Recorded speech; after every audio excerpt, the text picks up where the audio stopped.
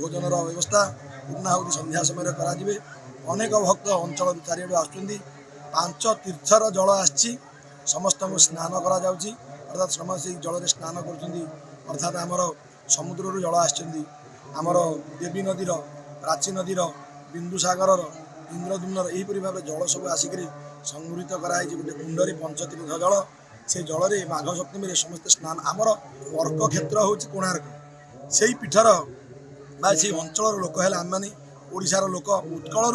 सूर्यनारायण उत्पत्ति यह रही प्रमाण। तेणु माघ सप्तमी विशेष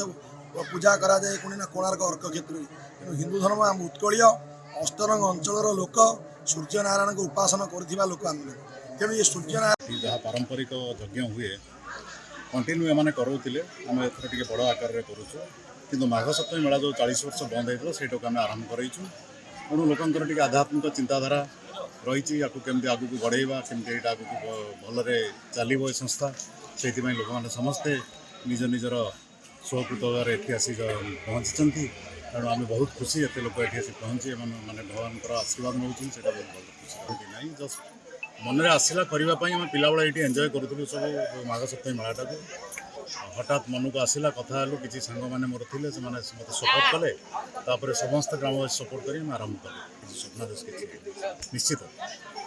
निश्चित चलो मत पूर्ण विश्वास अच्छी जे लोक मान सहयोग निश्चित चलो थोड़े उद्धार है 70 वर्ष धरी बुड़ी जाइला केते खुशी लगुचे कहली मुझे तो चलिया अवस्था नहीं तथे पिला जीवी ना पिला बेले देखी बुढ़ा बेला देखिए विषय कौन माने से थे पुरोधा ना गोविंद महांती घर अठुरा तो समस्त जगन्नाथ बोली भावुले ठाकुर महिमा सेम था ये असाध्य लोक ये असाध्य कथा थे भी मानसिक कले ये पूरण होता ये विश्वास लोक ये खंडमंडल था जहाँ हूँ 70 वर्ष पर उद्धार है बण हो पड़ा एम सब उद्योक्ता मैंने